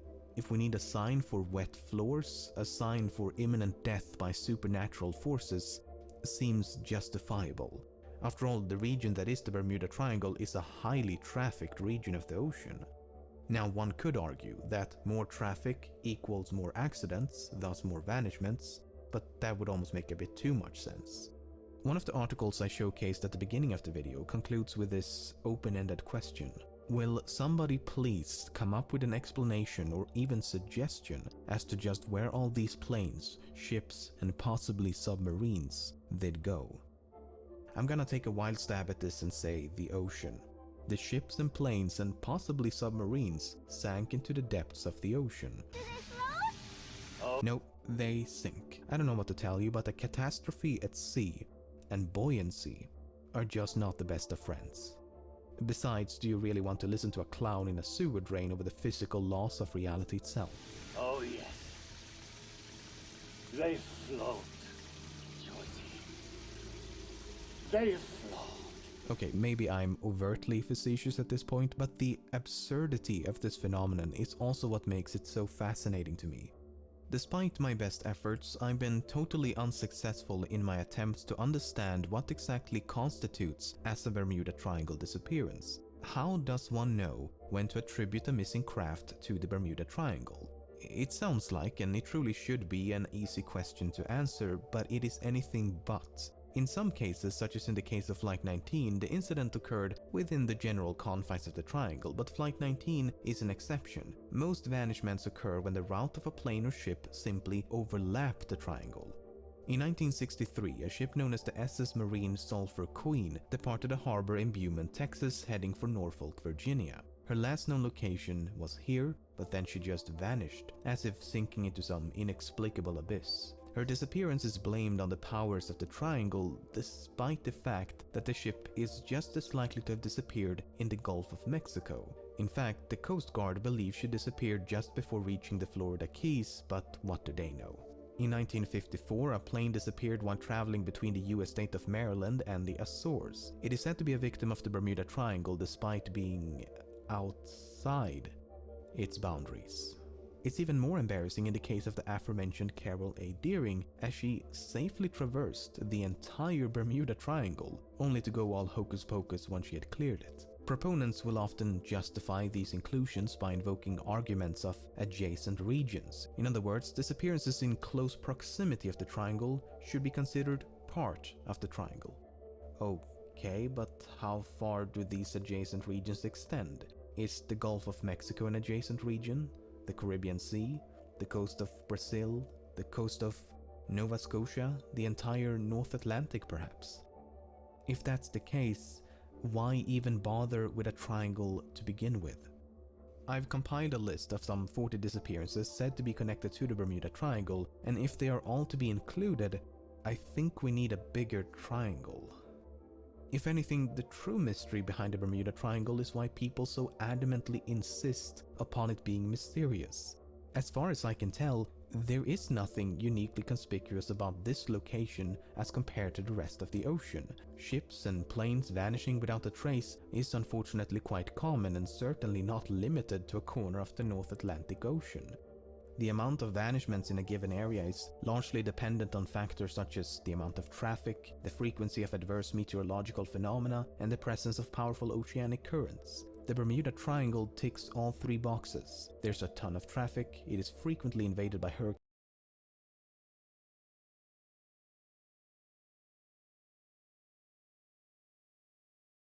and storms, and it is intersected by the Gulf Stream. But I have to say the most crucial flaw of this alleged enigma is the variation. The fundamental aspect of the Bermuda Triangle is that these incidents can somehow be correlated, yet each disappearance could not be more different. Some vanishments occur during a storm, some when the sky is clear, some when the sea is turbulent, some when the sea is calm, some during the day, some during the night. Probable causes include mechanical failure, explosions, human error, sabotage, fuel starvation, inexperience, piracy, mutiny, etc. Some ships and planes are brand new, some are many decades old, some are extremely large, some are tiny. Bodies, debris and wreckage can at times be recovered, other times it cannot. A distress signal is sometimes transceived, sometimes it is not. It involves every type of vessel and every type of aircraft. They can be traveling at any speed, in any direction, at any altitude, with any number of passengers for any amount of time, for any reason. Whatever this mysterious force is, it is certainly not selective about what, when, or how it strikes.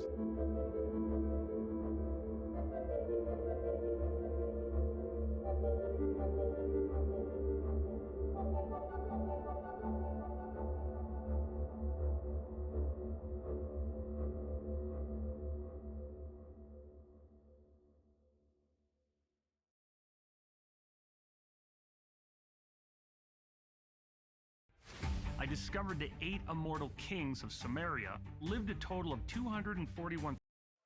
Just let me know. It looked like a silver saucer. Was exactly what it looked like. It was like no higher than 100 feet from my car. What he saw, and he said, well, I know I was in outer space because all I could see was stars, and he said, it looked like planets. It was illuminating the clouds, and that's about what it looked like. It was white. This bright light. Object that looked like a saucer or some unidentified object. It's jumping up in the sky and...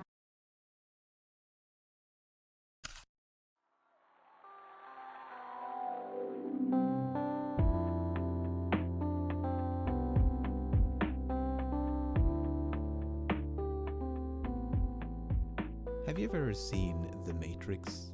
Chances are that you have. It's a rather popular film. In one particular sequence, the protagonist Neo is presented with a conundrum: the red pill or the blue pill? A choice between learning the absolute truth behind reality and the blissful ignorance of illusion. Neo eventually decides to take the red pill and does indeed learn the truth, as horrifying as it may be. He learns that he's been living inside a simulation this whole time, and he's now finally experiencing true reality. At least, that is what you, the viewer, is led to believe, but an aspect that is somewhat dismissed is that the red pill doesn't grant you knowledge of reality as much as it completely eradicates any distinction between real and fake. Let me ask you this: when watching the movie, did you ever question if the supposed true reality that Morpheus and the gang exist within is actually true reality? What's to say that they are not inside a simulation themselves? I mean, up until this point, the Matrix was just as real as this newfound reality. If anything, the Matrix only proves that knowing what reality is and is not is an impossibility. And this could potentially go on for infinity, never reaching any sort of true, actual reality, if that even exists. Just a simulation within a simulation within a simulation within a simulation within a simulation. Yeah, and so on and so on and so on. This video is not really about the Matrix per se, but it's hopefully a digestible introduction to the profound and intricate topic of this video.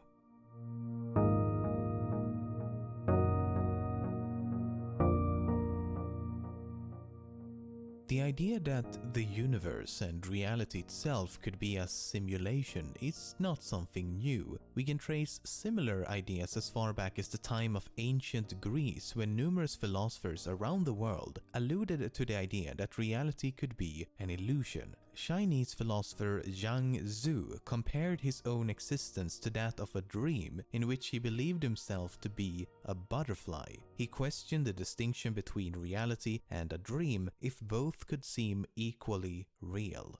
Another example is Plato's allegory of the cave. The first part goes like this. Imagine a cave where people have been imprisoned since birth. They are chained in such a way that they are forced to constantly gaze upon the wall in front of them. They cannot look around the cave, at each other, nor at themselves. All they know is this wall and nothing else. Behind them there's a fire, and between the prisoners and the fire there's a walkway. When people walk between the fire and the prisoners, shadows are cast upon the wall. Because the prisoners doesn't know anything else, they believe the shadows to be real, actual entities of their own. And when a passerby is talking, the prisoners believe it to be coming from the shadows themselves. They have no idea that the shadows on the wall are merely lesser copies of reality and falsely assume that this partial reality that they can perceive is the complete truth. There are many interpretations of this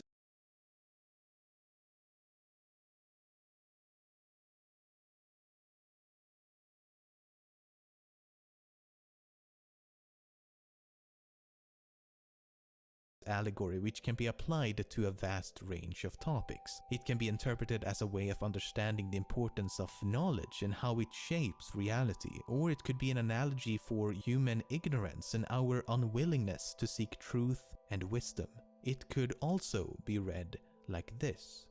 Just like the shadows in this cave, could our perceived reality be a shadow of something else?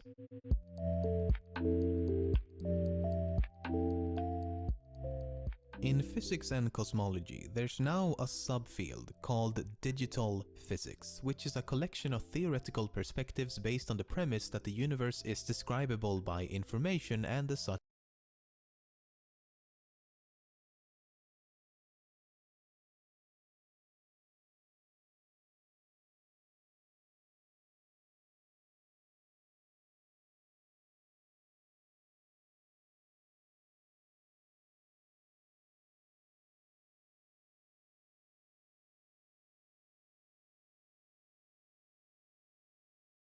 is computable. And some of these physicists around the world are actually trying to find out if our universe could be a simulation, commonly referred to as the simulation hypothesis. This is done by, in various ways, comparing the real world against our own technology. If certain similarities are found, conclusions can be drawn. One such study, titled Constraints on the Universe as a Numerical Simulation, concludes that it is possible. A really simple analogy is to think of the pixels on your screen that make up this video right now. When I move this red dot across the screen, we perceive it as a smooth, sliding action. But we know for a fact that this is an illusion caused by the limitations of our sight. Nothing is really moving, it's just bits of information being modified in such a way that, from our perspective, it's perceived as motion. If we zoom in and slow down, we notice that the red dot isn't sliding as much as it snaps to each individual pixel. And this is essentially what they have observed, that the universe has a finite resolution, or an underlying lattice as they call it. This could mean that the universe and reality is not made out of energy or matter, but is instead made out of quantized bits of information that, from our perspective, is perceived as energy and matter. Another way to imagine a computational universe is using what's known as a cellular automaton. A cellular automaton consists of a grid of cells. In this case, each cell can either be populated or unpopulated. We then need to specify a set of instructions so that the state of each cell evolves over time based on the state of neighboring cells. It may sound complicated, but it really isn't. Let's start with something simple. For example, we could say that each unpopulated cell will become populated if a populated neighbor is found to the left. We then populate a single cell and execute the program. What happens is that for each increment of time, a new cell is populated to the right of every populated cell. So in this case, it just continues to the right forever. Not very interesting. Let's make it a bit more complicated by using the instructions of a popular cellular automaton known as the game of life. These are the rules. Number 1. Each populated cell with either one or no neighbors becomes unpopulated. Number 2. Each populated cell with 4 or more neighbors also becomes unpopulated. Number 3. Each populated cell with 2 or 3 neighbors remains populated. Number 4. Each unpopulated cell with 3 populated neighbors becomes populated. We populate as many cells as we'd like and then press play. The resulting behavior is actually quite remarkable. I mean, it's not GTA 5 or anything, but still. What's remarkable is that these 4 simple instructions can over time produce incredible complexity. Cells can live, die, or multiply and create a sea of seemingly chaotic randomness. Some configurations stop immediately, while others seem to continue forever, and there is no guaranteed way of telling if any specific configuration is eventually going to stop or continue indefinitely. If we zoom out as the model continues to expand, increasingly complex patterns begins to emerge. But not only patterns, over time even the behavior changes. The interactions between individual cells is overshadowed by the behavior between entire blocks of cells. And this is the idea, that the universe began as something incredibly simplistic, like a grid of cells governed by a few simple instructions. But given enough time, it evolved into something incredibly complex. It's only natural for us to assume that the complexity of the universe must be very complicated. The world can often seem very confusing, random, unpredictable, and even unexplainable. What the game of life quite elegantly illustrates is that complexity can actually be the result of simplicity.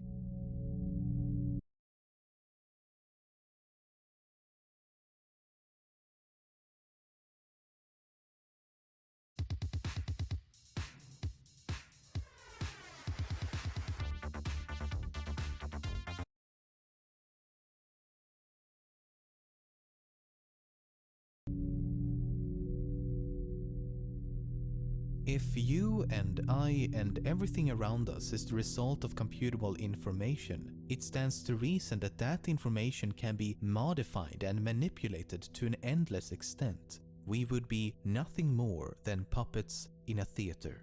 Maybe the simulation began seconds ago and we only think it's been 13.9 billion years because that information was artificially included upon its creation. Maybe the universe is really, really tiny and all distant celestial bodies are simplistic renditions to create the illusion of enormity. Maybe nothing physically exists until we observe its existence. Perhaps detail and complexity is added when it's needed instead of being constant and absolute. Perhaps discovering that this is all a simulation is part of the simulation. Perhaps this isn't the first iteration of the universe and someone could be pressing the off switch right now. Don't get me wrong, all of what I just said is absolutely insane. But that's kind of my point. If we accept the simulation hypothesis, we also accept that literally anything is possible and that nothing can be determined. Imagine that we somehow found definitive proof. So for the sake of argument, let's say we escaped the simulation. Then I think we could all agree that we would know that it's a simulation, right? But we still wouldn't know if our escape from the simulation was simulated in and of itself. In other words, we could still be inside the simulation. It's a so-called infinite regress issue, which means that any evidence we find or knowledge that we obtain could just as well be simulated in and of itself, including any evidence that it's not a simulation. As the extent of the illusion cannot be determined, nothing can be determined. In the first draft of this script, I addressed many radical ideas surrounding the simulation hypothesis, but as it can all be nullified by asking what if it's part of the simulation, it's really not that interesting. There's little, if any, scientific value here. It's mostly philosophical and metaphysical, and it's all very analogous to the limited reality of the prisoners in the cave. So let's change our perspective. Instead of assuming the position of the prisoners in the cave, could we be the ones who ignite the fire to cast shadows upon the wall?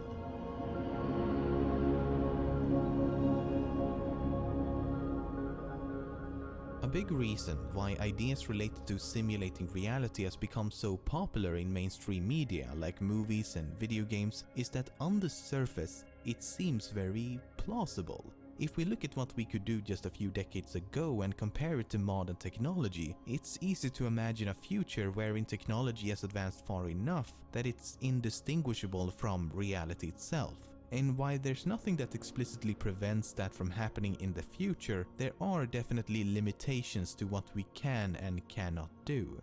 Over the past half century, the processing power of computers has doubled every 2 years, which is an observation known as Moore's Law. But this growth won't continue forever. In fact, it's already begun to slow down. It's now closer to 2.5 or even 3 years. The reason for this decline is due to the physical limits of computation. Computers are fantastical and can do incredible things, but they are not magical. The speed at which they process information and the amount of information they can process is, like everything else, governed by the laws of physics. For example, we will never, regardless of any potential futuristic technology, be able to accurately replicate anything down to every single molecule, atom, and fundamental particle. And the strange world of quantum mechanics is to blame. There are many reasons why quantum mechanics makes this impossible, but one great example is the uncertainty principle. It states that the more precisely the position of a particle is determined, the less precisely the momentum of that particle can be determined, and vice versa. You can think of this as a balancing board. We force the left side down to increase precision in measuring the position of the particle, but in doing so, the right side has to go up, and thus we lose precision in measuring the momentum of the particle. To be certain about both properties at the same time would require us to break the board, or in this case, break the laws of physics. The uncertain and probabilistic nature of the universe makes exact replication an impossibility. So let's forget about any notion of exact replication. It just isn't, dare I say, realistic. What we can do instead is mimic reality by approximation. Take a look at this. This is the Illustris project, a giant cosmological simulation with the aim of studying the formation and evolution of galaxies. It's an ongoing project in which scientists use the most precise data and calculations currently available to create the most precise model of the universe possible. At its highest resolution, it had a volume of 106.5 cubic megaparsecs, took several months to complete on a supercomputer with 8,192 cores, used 25 terabytes of RAM at its peak, and had a particle count of over 18 billion. Of course, it's only realistic to a certain extent and from a very narrow perspective. The simulation is detailed enough that they can actually zoom in on individual galaxies, but it's not detailed enough to simulate the birth of each individual star or planet, and certainly not the astronomical numbers of individual molecules and atoms and so on. Instead, they have to approximate how a galaxy behaves as a whole without actually simulating all of its individual parts and properties. And once the simulation arrived at present day, the result was strikingly similar to what we observe in the universe. And by constantly tweaking these approximations, increasingly realistic results can be achieved, never quite reaching true realism, but hopefully realistic enough. This is all well and good for all scientific endeavors, things like astrophysics, particle physics, meteorology, fluid mechanics, medicine, evolutionary biology, and the list goes on and on. But what about creating a simulation for entertainment purposes?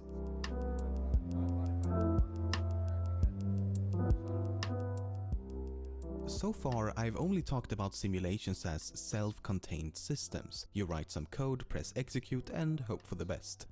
But wouldn't it be far more interesting to create simulations that we can not only interact with, but also experience to the point of complete immersion?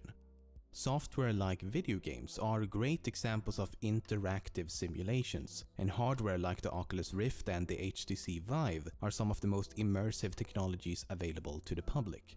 Well, they will be soon at least. Of course, these are only aimed at stimulating the audio-visual senses. What about everything else, like touch, for example? Well, there's full-body suits like the Tesla suit, vests like the Core FX, and gloves like the Hands Omni. These will give the illusion of actually holding virtual objects, getting hit by bullets, and possibly even give the sensation of temperature. Then there's also entire systems built to create a virtual experience, usually designed according to a specific game or game type. There's driving and racing simulators, flight simulators, railway simulators, etc. If you want to navigate inside a virtual environment, your best option at the moment is something like the Virtuix Omni. All of these technologies are fantastic, but they are not ideal. They are only the beginning of the virtual reality revolution that likely waits ahead. They are the monochromatic TVs before color, because the limitations of these devices stems from their implementation. You're always going to be aware that you're wearing a head-mounted display or that you're strapped into a locomotion platform. What's eventually going to replace these mediating technologies to create a truly immersive experience are BCIs, brain-computer interfaces. Research on BCIs began in the 1970s, and since then the technology has come a long way. So far, the focus has mostly been on repairing cognitive and sensory motor functions. As an example, neuroprosthetics are prosthetic limbs that can be controlled by a person's brain.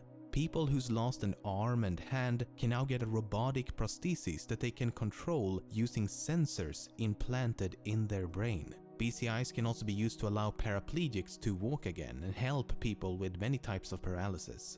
From an entertainment perspective, you can truly see its potential when combined with virtual reality.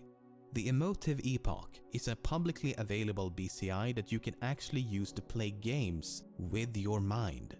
I mean, it's not perfect, it's actually far from perfect, but come on, you just cannot complain when someone has quite literally invented mind control.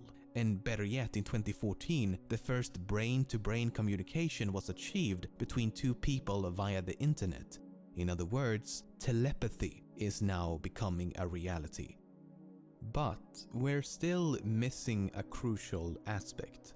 That is CBI technology, a computer-brain interface. And this is a significantly more difficult obstacle to overcome. In a typical brain-to-computer interface, a device receives information from the brain and tries to interpret what that information means. The worst that could happen is that the computer gets it wrong.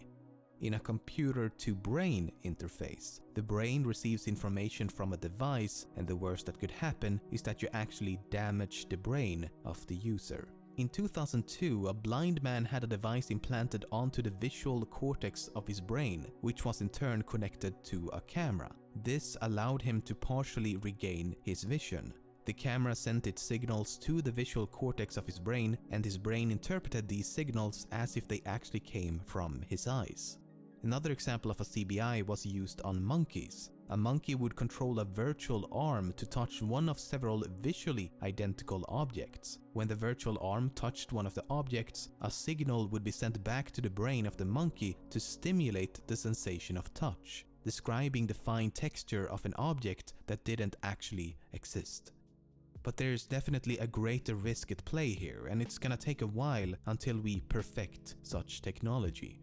But once we've unlocked the mysteries of the brain, the possibilities will be virtually endless. Michaels has everything to create meaningful gifts and meaningful moments. Shop now at michaels.com.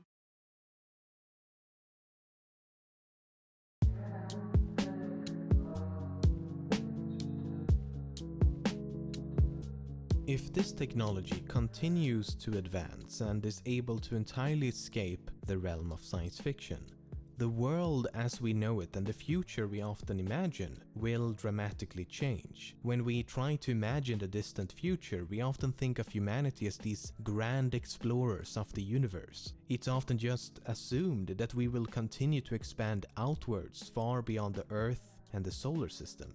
Of course, this is under the optimistic assumption that no apocalyptic events takes place and that we steadily continue to progress and innovate. Almost every non-apocalyptic futuristic science fiction tale describes humanity as a species that will expand outwards. And maybe that's true. But when this technology turns into reality, why would you want to? A powerful virtual reality could allow us to do anything and everything. No fear of harm or death, no irreversible consequences for your actions, no physical limitations. The ability to customize and manipulate the world around us to fit our personal needs and preferences. Just like in a dream, maybe it's possible to manipulate the brain's sense of time. Real-world minutes could turn into virtual years. Could that be why the universe can seem so lifeless, even though it's been around for such a long time?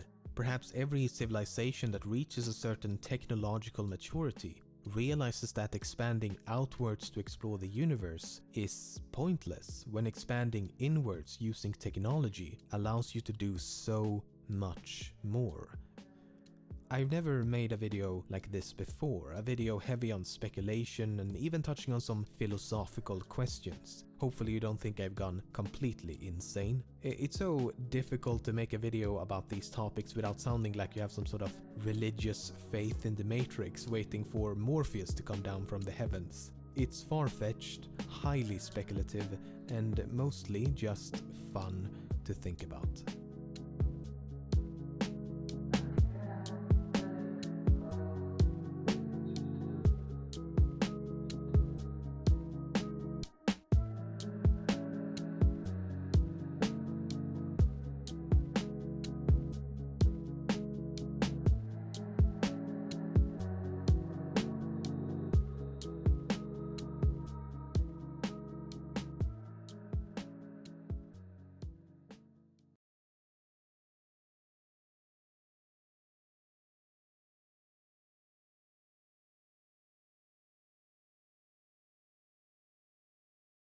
Get away with our best deals of the season at the Hyundai Getaway Sales Event. With new cars arriving daily, it's the perfect time to get a Hyundai.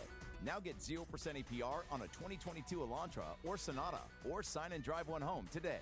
Hurry in.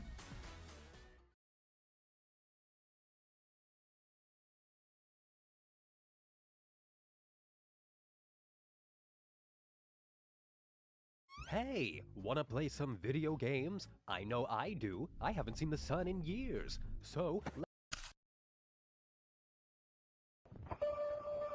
Always remember, the flash of an atomic bomb can come at any time. There is a bright flash, brighter than the sun, brighter than anything you've ever seen. And this is very, very important. Sometimes the bomb might explode without any warning, without any warning, without any warning, without any warning. On these African plains some 60,000 years ago, our ancestors began migrating north. A trek that would ultimately give rise to modern-day civilization. And it's nothing short of a miracle that we've progressed as far as we have, especially in such a short amount of time.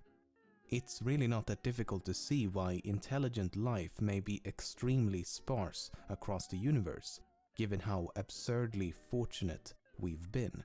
So many things could have gone wrong along the way, and so many times it almost did.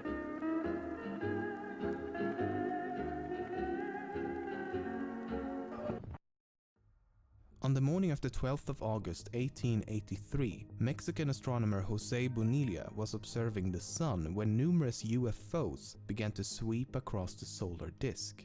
The objects were surrounded by a coronal haze and left behind a trailing mist. The phenomenon continued for 2 consecutive days, and Bonilla counted 447 objects in total. As the event could not be explained, the UFOs were simply dismissed as birds, insects, or dust passing in front of the telescope. But based upon Bonilla's description of the event, coupled with an improved understanding of various astronomical phenomena, an article published in 2011 hypothesized that the objects were fragments of a comet nearly colliding with the Earth. The only bodies in the solar system that leave trails and are surrounded by a bright haze are comets, and much like this comet observed in 2006, we now know that fragmentation is a frequent occurrence. It is estimated that the comet broke into more than 3,200 fragments ranging in size between 50 and 1,000 meters in diameter and sailed past the Earth at a distance of no more than a few thousand kilometers.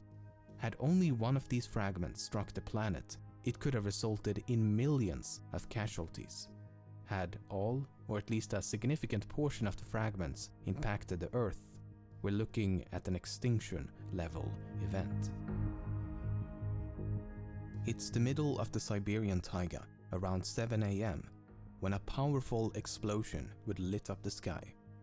An eyewitness 65 kilometers away from the blast accounts that the sky split in two and fire appeared high and wide over the forest. At that moment I became so hot that I couldn't bear it, as if my shirt was on fire. I wanted to tear off my shirt and throw it down, but then the sky shut closed. A strong thump sounded and I was thrown a few meters.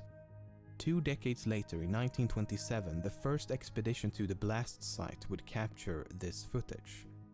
Some 2,000 square kilometers of forest, some 80 million trees in total, had been completely flattened by the event. The broad consensus is that an asteroid or comet less than 200 meters wide exploded a few kilometers above ground and produced a fireball, as demonstrated in this simulation. Transposed over New York City, its destructive power becomes a lot more apparent. This one is a little bit harder to say. The one that over Tunguska, the one that was slightly larger, had that happened over a city, let's say New York City, we would have 7 million casualties. At least, whatever the population in New York City is, they would be gone. Really? You should come with me to the end of the world. We could lie all day on the quiet sands. While the 2 bombs dropped on Japan marked a dramatic end to the war, they also marked the beginning of an entirely new kind of fear. A fear of annihilation by incompetence. Humans are fallible, we make mistakes.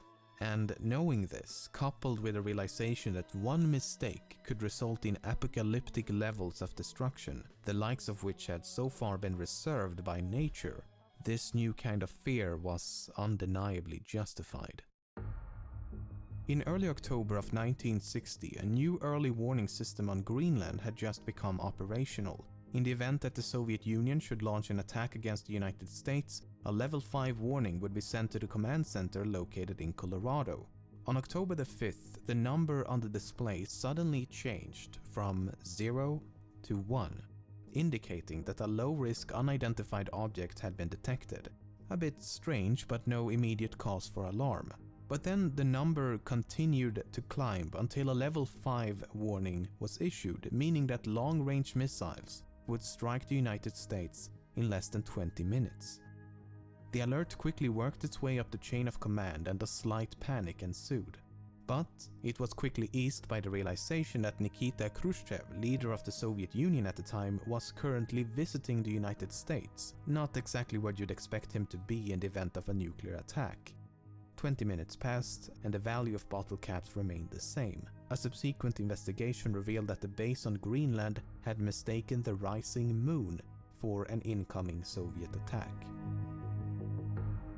In the early morning of January the 24th, 1961, an American B-52 bomber carrying 2 hydrogen bombs crashed into an empty field in the state of North Carolina. Officials quickly issued a report stating that there was no cause for alarm and that there was no danger of a nuclear explosion or radiation. However, declassified documents released in 2013 revealed that one of the 2 bombs actually came extremely close to a full-scale detonation. 3 out of 4 safety switches erroneously activated upon impact with the ground, and the slight separation of 2 wires was the only thing standing in the way of a nuclear explosion. Had this 3.8 megaton bomb detonated, and had the wind conditions been just right, the radioactive fallout could have reached as far as Washington, Philadelphia, and even New York. In the early 1960s, tensions between the US and the Soviet Union is strained to the breaking point and culminated in a situation known as the Cuban Missile Crisis. It is perhaps the closest we've ever come to committing omnicide. The short version is that the US installed nuclear missiles near the Soviet Union, specifically in Turkey, so in response the Soviet Union installed nuclear missiles near the United States, specifically in Cuba. The US would have none of that. "Hey, you can't do that, only we are allowed to do that," said the United States. "I don't know what you're talking about," the Soviet Union replied. I'm paraphrasing, of course, as these were classified communications. While the impasse in and of itself came extremely close to disaster, one specific event stands out. After the US imposed a blockade to prevent the Soviet Union from exporting even more missiles to Cuba, a Soviet submarine was detected near Cuban shores. In an attempt to force the submarine to surface so that they could have a friendly chat, multiple US naval destroyers dropped low-intensity explosives to signal the submarine to surface. However, the captain of the submarine misinterpreted this as an attack and ordered his men to retaliate against one of the US destroyers by launching a nuclear-armed torpedo. Fortunately, one of the two senior officers aboard disagreed with the captain's decision and eventually managed to convince him that they should instead surface and await orders from Moscow. And that's exactly what they did, and thus the apocalypse had to reschedule. On May 23, 1967, all of the early warning systems across the United States ceased to function. In fact, all manner of military communications and radar technology malfunctioned simultaneously, and it was interpreted as intentional jamming by the Soviets. Bomber planes immediately scrambled and prepared to launch an attack.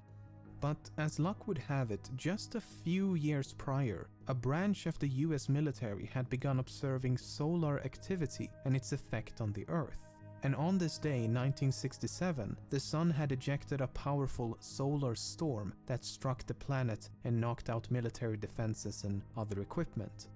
Had a project for something as unrelated as studying the sun been delayed for just a few years, no one could have explained this nationwide interference in time to prevent World War III.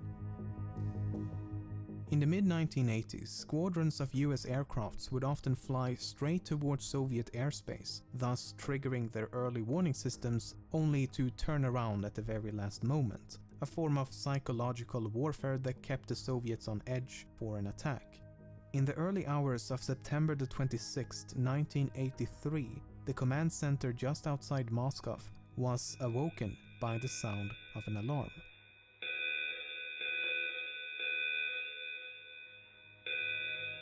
An intercontinental ballistic missile had just been launched by the US and was now heading towards the Soviet Union. In the event of a nuclear attack by the Americans, it was standard procedure to launch an immediate counterattack. It was now up to the man in charge, Stanislav Petrov, to contact his superiors and to inform them that a nuclear attack was imminent. A few minutes passed when 4 additional missiles were detected. However, Petrov decided to go against his training and did nothing. He reasoned that if the United States were to strike, the attack would likely involve hundreds of missiles, not just a few. In other words, he suspected that this was a false alarm. But as he had no way of confirming his suspicions, he could only wait and hope for the best. Fortunately, Petrov was correct in his assumption, as evident by the fact that you are currently breathing, and a subsequent investigation revealed that sunlight reflecting off of high-altitude clouds was responsible for the anomaly. On March 31st, 1989, 2 American astronomers discovered that a week prior, on March 22nd, a 300-meter-wide asteroid had come fairly close to the Earth. It had not come close enough to pose any risk of impact and was even further away